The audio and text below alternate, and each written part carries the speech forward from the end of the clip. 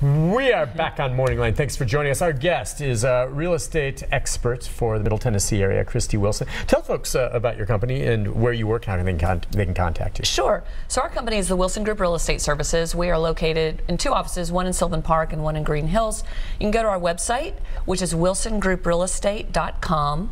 And our phone number 615-385-1414 to talk to me or to talk to any of our agents about any of your real estate needs.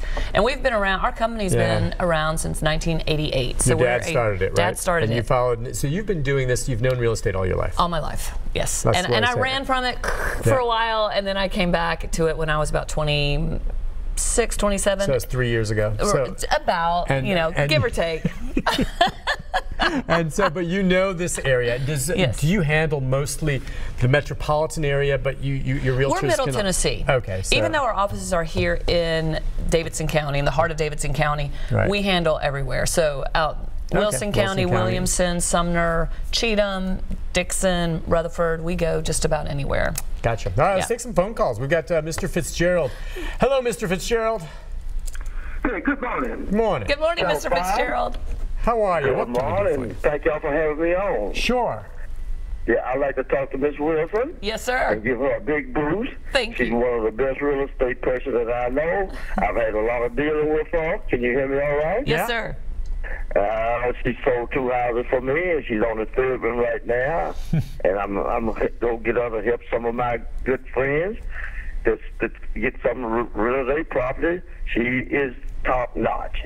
I like her. She's a nice lady, good real estate lady. And you know what she can do other than sell property? She can beautify a house. She can hang pictures. She hang 2 pictures you for stage, me last week. She climbed up on the ladder and she came back down.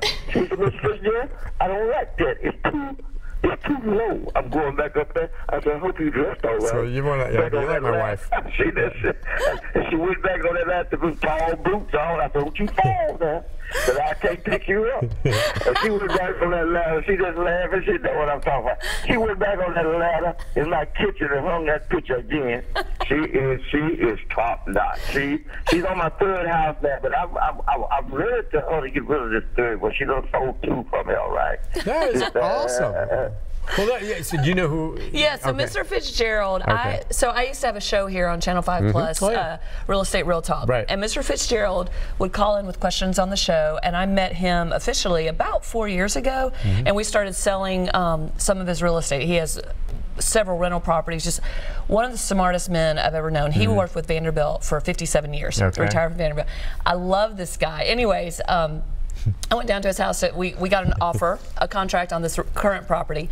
I went down to his house, and he had this picture he was going to hang. And I said, Mr. Fitzgerald, you are not getting on that ladder. I said, let me climb up there and hang it for you. And it was one of those days I had crazy high heels. He's like, you're not getting up there in those boots. I was like, oh, don't you worry about me. I'm good. I go into attics. I climb all over the place. So anyways, I got up there and got his picture up. I was like, ugh, that doesn't look right. Too high. Or too low. I can't remember what it was.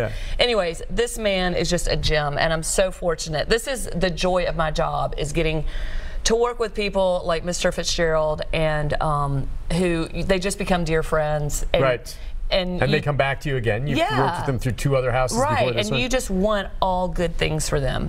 So it's great. And I'm glad you mentioned this. Now, anyone in real estate then, part of the issue is staging the home after when you decide to sell it. And I don't know if that had something to do with the painting you were putting up in his house. No, that's just his house. Okay, that's not on the market yet. But the staging, and he's probably right. I'm sure you have quite an eye for it.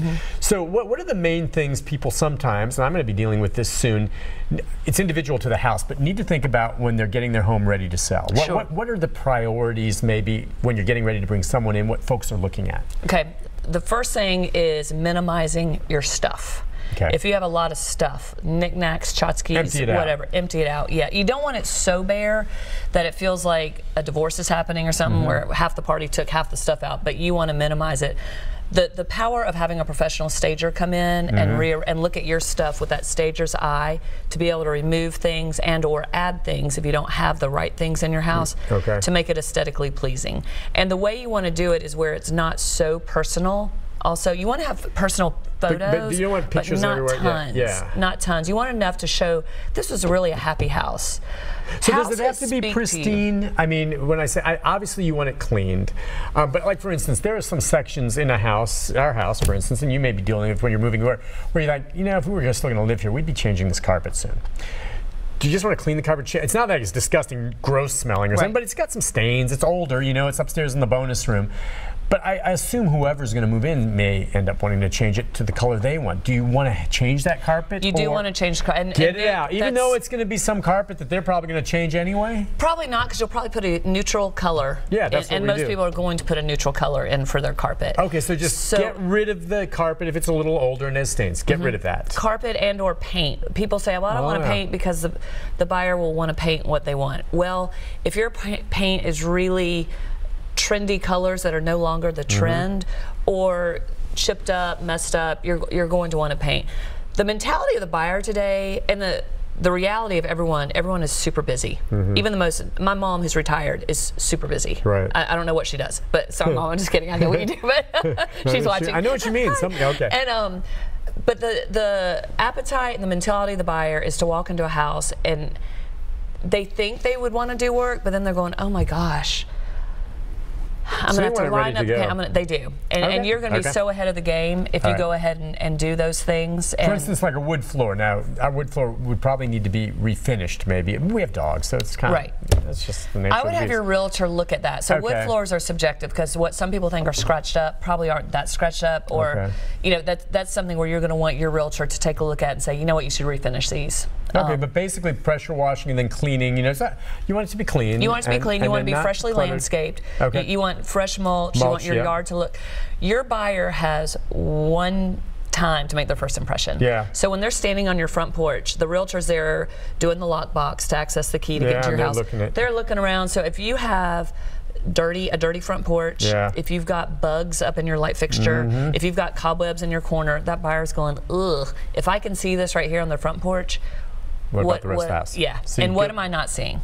So always, and I try to put my sellers, I try to put their buyer's goggles on. Yep. I'm like, I know you see this every day, so you're used to it, just like I'm used to my house. I don't see where I need to paint anymore. I know I need to paint it, but I'm just like, ugh, I'll get to that later. So you need someone to come in. You need someone with fresh eyes. And who put, I call it your buyer's goggles. Put your buyer's goggles on, because this is what the buyer's going to be seeing. Oh yeah, and I understand that, because that's the way I am when we've gone to look at things. Right. And you spot stuff that maybe well, why didn't you fix that? Right. Okay. Let's go to Evan. Evan, good morning. Hi, Evan. Yeah, if I was a developer, I would develop a old abandoned Kmart property. The one on Nolensville and Harding was a prime location for housing, and the other ones could be trailer parks, or maybe Walmart could buy them. There's nothing else. They have ample parking. They're just a bit far out in the boonies. Which Kmart are you talking about? The one over there? Well, there's many Kmarts that are abandoned. There was the one at Nolensville and Harding.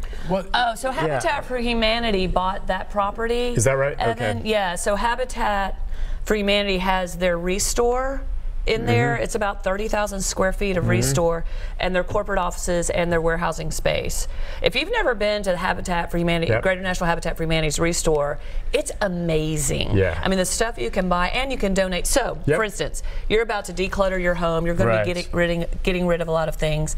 You can donate that to the Habitat Restore and building materials and all this stuff. And we've been there before to get some stuff. Yeah. It's just really fantastic. It's really cool.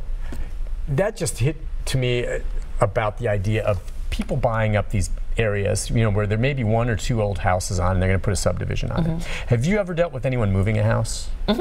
Okay, I mean, we kind of looked into that for kicks at one point. We've never been to the point to do it, but some beautiful homes sometimes, and based on, but they can move it. Sure. As opposed to building a new house, you can move a house sometimes for 20 grand, depending on how far you're going. That's right, and depending on if you have to go to get to the property that you're moving it onto, an underpass. Yeah. You know, you really have to figure. Road. You're going to have to. You have to know the logistics before you put that house on a truck. Know how you're going to get it there. Know the route you're going to get it there. I've seen that situation before where there's a house and you can't get it there because It just won't work. Okay, so moving houses is one way to do it. I see more people sometimes do it, because it always breaks our heart where we see these kind of old, kind of neat craftsman cottages, and the developers buy it, and then they come in and just mow it down, and, which I know, and then they start building what they're doing. And also a stupid thing developers do is cut down all the trees. I'm not living in a subdivision with no trees. I'm just not. Well, I don't get that, man. Why they go in there and just wipe out? I understand you got to make room. Wiping out trees. That's many people don't care. No, people care. Do they? People okay, then care, what's with these idiot subdivisions? These guys who are doing this, and they just figure, well, we need to wedge every house in that we possibly can, and you know, it's a spit to the house next door. Not interested, man. I'm sorry. No, it's the money. Well, who are the idiots buying these houses then? Why would you want to live 5 feet from the house next to you? Well, it's I don't get it. I don't get it. Different strokes for different folks. That's the beauty of real estate, though. There's a house, and you are toast. Yeah. Yeah. And that's the thing. You may have wonderful neighbors next to you, so you're not an idiot necessarily if you buy it. I've lived one that close. I had a wonderful neighbor. You get a bad neighbor, that's bad news. Yeah. A bad neighbor is no fun. Good fences make good neighbors. I guess, but why do they cut down all the trees? That I don't know. I mean, a lot of Nashville, though, is pasture, so there weren't a ton of trees there to begin with.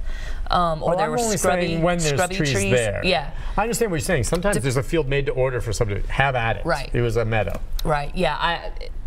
I don't know. But it's all I don't know about if that's the money, where they right? have to get there. It's an easier property to develop, how you have to get your roads in, your utilities, all that. I don't know what kind of, because each lot, I mean, each development tract is so different of what codes is requiring them to do. I got you. Yeah. All right. No, we all hate to see trees go. That's for sure. I know, but it's a better selling point if you have some nice shade trees. But what's interesting is that but what's interesting too are subdivisions. So 20 years ago was the late 90s, which blows my ever-loving mind that 1999 was 20 years ago. I know. And so you now go into those subdivisions that are 20 years old, and I remember when they were brand new subdivisions, and those trees are mature. Oh yeah. Beautiful. So trees really grow faster than we think. You are as long as so it's not right. Bradford pears. Bradford pears are, you know, nobody's friend. No, they're beautiful this time of year, but it's not good.